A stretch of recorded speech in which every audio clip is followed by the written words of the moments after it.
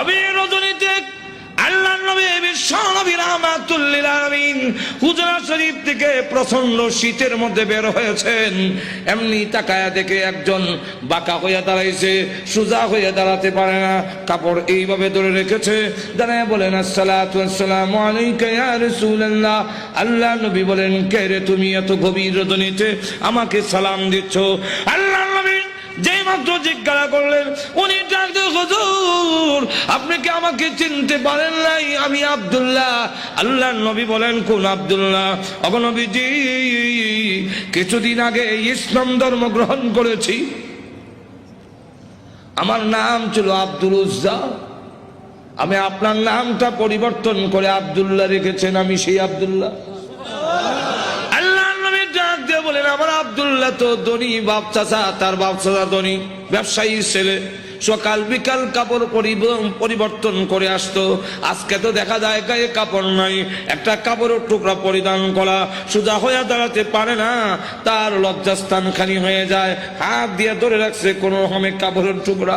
আল্লাহর নবী বলেন, আমার আব্দুল্লাহর এই অবস্থা কেন? শীতের মধ্যে টরটর করে কাঁপতেছে, কিন্তু কোনো কথা বলে না, কোনো ডাক দেয় না। নবী গো, অপেক্ষায় বসে আছি, কোন সময় আপনি বের হবেন।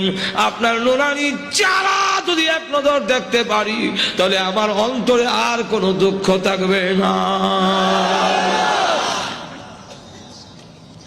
আল্লাহর নবী বলেন, কি হলো তোমার এই অবস্থা কেন? আব্দুল্লাহ, হুজুর আপনার দরবারে কেন আসা যাওয়া করি?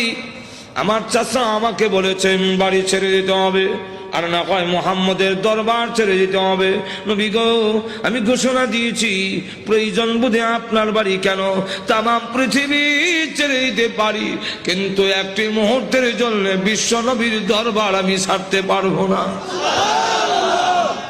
আপনারা যে আমাকে বাড়ির থেকে বের করে দিয়েছে, বের হওয়ার সময় বললো কাপড় চোপড় গুলো দিয়ে যাও, এগুলো তো আমাদের।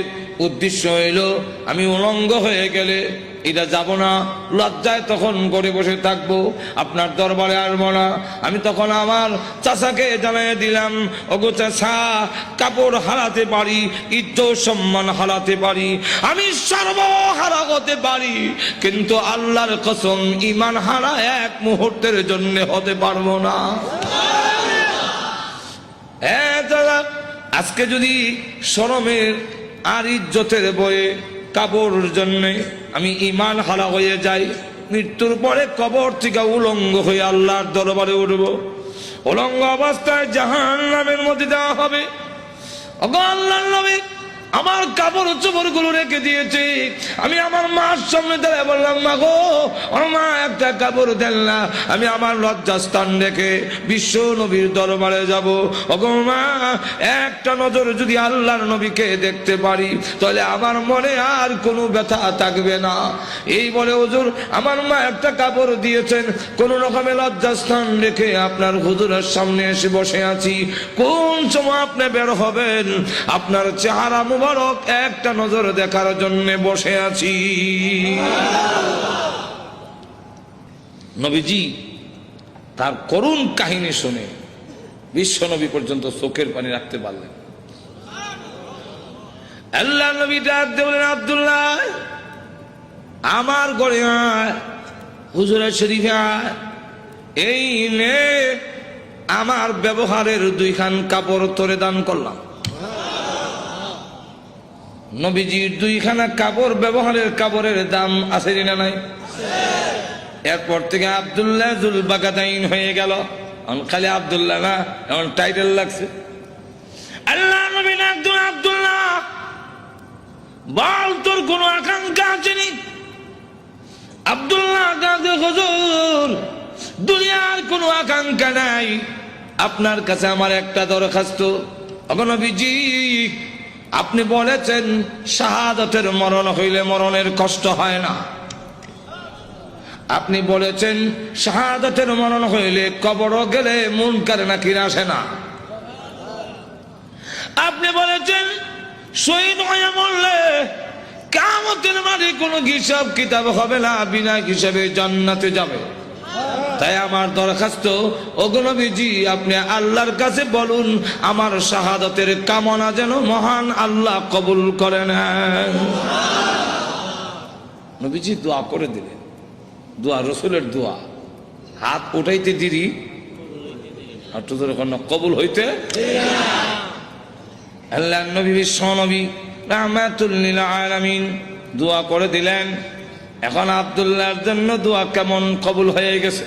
তবুকের যুদ্ধে গেলেন, কিন্তু তবুকের যুদ্ধটা হইল না, ফিরে আসবেন। আব্দুল্লাহ রাস্তার মধ্যে অসুস্থ হয়ে গেলেন, সেখানে তিনি ইন্তেকাল করলেন। আল্লাহ নবী ঘোষণা দিয়েছেন, আল্লাহর রাস্তায় যখন মানুষ বের হয়ে যায়, রাস্তায় মারা গেল শাহাদাতের সওয়াব তাকে দেওয়া হয়। আমার আব্দুল্লাহকে গোসল দাও, কাফন পড়াও, আমি নিজে জানাজার নামাজ পড়াবো।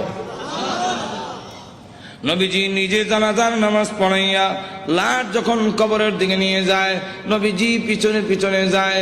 কবরের পার গেলে পড়ে ডাক দিয়ে বলেন, সাহাবীরা রে, কেউ কবরে নামবে না, আমি তার কবরে নামবো। নবীজি আব্দুল্লাহ রাদিয়াল্লাহু আনহুর কবরে নামে দুই কান হাত উপর দিকে বাড়ায় দিয়ে বলেন, রে আব্দুল্লাহ, সাহাবীরা দে লাশটা আমার হাতে দে। একটু জোরে কর না, দে আমার আব্দুল্লাহর লাশ আমার কোলে ছেড়ে দে। নবীজির কোলে ছেড়ে দিলে নবীজি এইভাবে লাশটা উপর দিকে উঠাইয়া আকাশের দিকে তাকায় বলে, আল্লাহ আমি আব্দুল্লাহর প্রতি খুশি, তুমিও খুশি হয়ে যাও। আল্লাহ এখন আব্দুল্লাহর লাশটাকে আমার কোল থেকে তোমার রহমতের কোলে আমি স্থানান্তর করতে চাই। এই কথা শুনে সাহাবীরা গইরে কবর পার কান্না শুরু করেছেন। বিশেষ করে সাদ ইবনে আবি ওয়াক্কাস রাদিয়াল্লাহু আনহু ডাক দিয়ে বলে, মাটিতে গইরে কান্না আর বলে, আব্দুল্লাহ রে, এই লাশটা তোর না হইয়া আমার যদি হতো রে, আমার ভাগ্য কত ভালো ছিল রে আব্দুল্লাহ। এই লাশ তোর না হইয়া আমার যদি হতো, যেখানে আল্লাহর নবী বলতেছেন, আল্লাহ আমি খুশি, মেহেরবানি করে তুমিও আমার আব্দুল্লাহর প্রতি খুশি হয়ে যাও। ভাইরা আমার, লক্ষ্য করে দেখুন, এইভাবে অনেক ঘটনা সারা রাত বললেও তো শেষ হবে না। এইভাবে বাড়ি ঘর ছেড়ে দিয়েছেন আল্লাহর দ্বীনের জন্য, ইসলামের জন্য, আল্লাহ নবীর জন্য। কিন্তু আবু লাহাবের ছেলে যেমন বাবা তেমন ছেলে উতবা আল্লাহ নবীর সামনে গিয়ে বলে, ওগো মুহাম্মদ, আপনার আল্লাহ টাল্লাহ এগুলো আমরা মানি না। আর তো জোরে কর না। আর নবীজির সামনে দাঁড়ায় বলে, আপনার দুই মেয়েকে তালাক দিলাম। নবীজির তাফসীরে মাযহারিতে লেখে, আল্লাহ নবীর উপরে হামলা করে টান দিয়ে জামা ছেড়ে ফেলেছে। নবীজি চোখের পানি ছেড়ে দিয়ে কাঁদলে, হ্যাঁ প্রভু, আমার জামা ছিঁড়েছে, এই জন্য আমি ব্যথা পাইনি। আমি কত আঘাত খাইলাম তোমার দ্বীনের জন্যে, তোমার জন্যে, তোমার দ্বীনের জন্যে যদি আমি কষ্ট পাই, আমার তেমন কষ্ট লাগে না। ও প্রভু, আমার মেয়েকে তালাক দিয়েছে, এই জন্য দুঃখ লাগে নাই, দুঃখ লেগেছে। আমার সামনে যদি তোমাকে কেউ অবজ্ঞা করে, তোমাকে অপমান করে, আমি রাসূল কখনো বরদাস্ত করতে পারি না। ভাইরা আমার, বাস্তবিকই যাদের ভিতরে ঈমান আছে, ঈমানদার কখনো দুনিয়ার সকল কিছু বরদাস্ত করতে পারে, কিন্তু আল্লাহ নবীকে অপমান করবে, এই পৃথিবীর কোন মুমিন কখনো বরদাস্ত করবে না। এর নামই হলো ঈমান। জোরে কোন ঠিক কিনা? ওই জন্মদেখ আল্লাহর জন্য, আল্লাহর নবীর জন্য, আল্লাহর দ্বীনের জন্য মুমিন তার জীবন উৎসর্গ করতে পারে, কিন্তু আল্লাহর অবমাননা কখনো মুমিন বরদাস্ত করতে পারে না। আমার আল্লাহর নবী, আল্লাহর মহব্বত নবীর অন্তরে বেশি না কম? আর তো দূরে কর না, সকলের চেয়ে বেশি না কম? নবীজি কান্দেন আর বলেন, প্রভু গো, আমার সামনে কেমনে কয় তুমি আল্লাহ টাল্লাহ, এত বড় নিমক কারাম আল্লাহ আমি কেমনে বরদাস্ত করি? আল্লাহ ডাক দেওয়ার নবী গো, আমি বানাইছি নিজের সন্তান যদি নিজের দারিদ্র্য টান মারে দুঃখ লাগে না? না লাগে? নিজের সন্তান যদি কিল মারে খাবলায় কষ্ট লাগে না? আপনার কষ্ট লাগে না, কিন্তু দেখবেন আপনার মা এই জিনিসটা বরদাস্ত করবে না।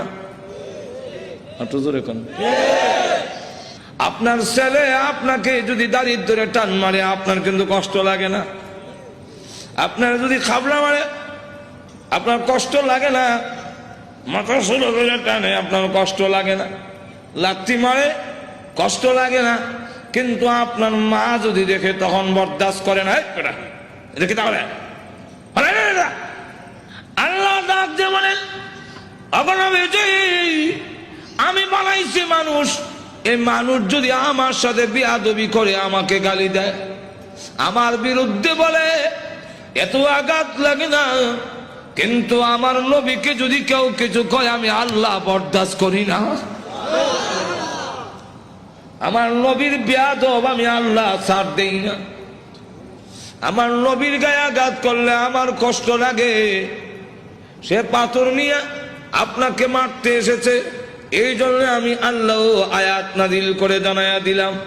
নবীজি এখন বদদুয়া করেন, আল্লাহ তোমার কুকুর সমূহ থেকে একটা কুকুরের উপরে মুসাল্লাত করে দাও, চড়াইয়া দাও। আল্লাহ আবু লাহাবের ছেলে উতবার উপরে তুমি কুত্তা লাগাইয়া দাও। আল্লাহ নবীর দোয়া হোক বদদুয়া হোক, জবান থেকে বের হতে দেরি হয়, আল্লাহর দরবারে তা কবুল হইতে একটা মিনিট দেরি হয় না। আর না হয় উমর যেখানে তরবারি নিয়ে গেলেন নবীকে মারার জন্য, ঘুরে গেল আর একদিকে, ঘরের কাছে গিয়ে শুনে, সামনে গিয়ে শুনলো যে তোমার বোনের জামাই মুসলমান হয়ে গেছে। সেখানে গিয়ে যখন ঘরের সামনে দাঁড়াইছে, শুনে ঘরের ভিতর থেকে কোরআনের আওয়াজ আসে। হ্যাঁ, কিসের আওয়াজ? আস্তে আস্তে পড়তেছে, আউযু বিল্লাহি মিনাশ শাইতানির রাজীম। উমরকে কি পড়ে কলজা দিছিল না? বিসমিল্লাহির রহমানির রহিম।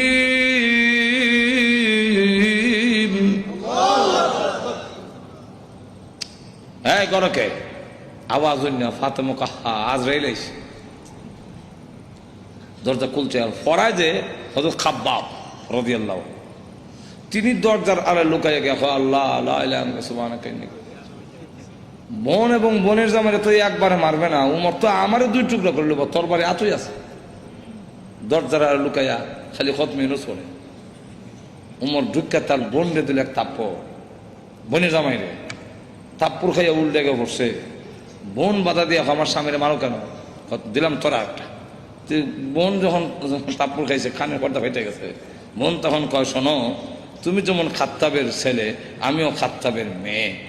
তুমি জানো না ইমান এমন এক জিনিস, এটার মধ্যে যত চাপ দেওয়া যায় অত এটার স্প্রিড। ইমানদার এমন এক জিনিস, এটার যত গুতা দিব অত ভালো উঠবো। গুতা দিত না, ঘুমায় থাকবো। চিড়িয়াখানা গেছে, দেখে চিড়িয়াখানা এক বেটা গিয়ে দেখে ফিঞ্জিরের ভিতরে রড দিয়া বাঘ তো আটকাইতেছে, দেখছেন না? তো চিড়িয়াখানার খানা এটা তো আর মুক্ত না, সে যেভাবে মুক্ত বড় ধরে খাইতো এভাবে তো আর খাইতে পারে না, সামান্য খাওয়ান ভাই সরে রয়েছে। তো ধর্ষণার্থী একজন দেখুন না, এক লোকটা কয়, এটা শুনছি বাঘ, এটা দিয়ে ছাগল।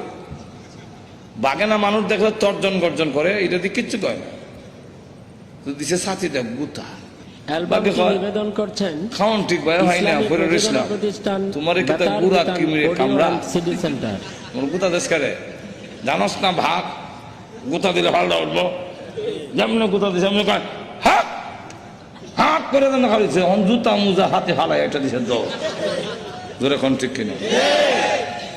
ফাতেমা ডাক দেখো, ভাই তুমি যে আমার চর দিছে মনে করছো আমি বন্ধ হয়ে যাবো? সুস্পষ্ট করে বলে দেই, সত্য ধর্ম গ্রহণ করছি, মারতে পারো, জীবন গেল ছাড়তাম না। এখন কয়, এই এটা নিয়ম। মানুষ যখন দিনের উপরে ইসলামের উপরে অটল অচল থাকে তখন তারা আল্লাহর সাহায্য আসে, আর যারা নির্যাতন করে হেরার দিলের মধ্যে আল্লাহ ডর ঢুকাইয়া দেয়। উমর কয়, ইয়া তো মারলাম তো সামলাইতাম পারি না, কি পড়ছিলে দেখো না, তোমাকে দেওয়া যাবে না। বলে কেন? এটা কোরআনের অংশ। ইন্নাহু লাকুরআনুন কারীম ফি কিতাবিম মাকনুন লা ইয়ামাসসুহু ইল্লাল মুতাহহারুন।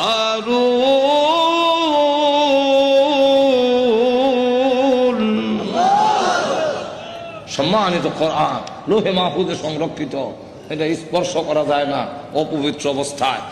তখন কি করতে হবে? বলে গোসল করে আও, কাফেররা তো মুত্তা ফানি লয় না, তুমি মুত্তা পরিষ্কার হয়ে আও দিছে। এখন বেরাইছে কোরআন পড়ে, তাহা মা আনজালনা আলাইকাল কুরআনা লিতাশকা।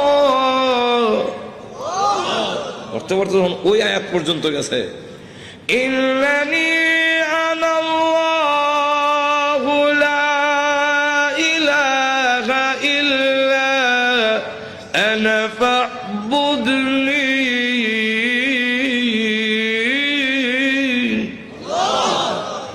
দেখে চোখ থেকে পানি নহর চালু হয়েছে। এমনি ডাক দেখা, বোন আমার মোহাম্মদের দরবারে নিয়ে আসল।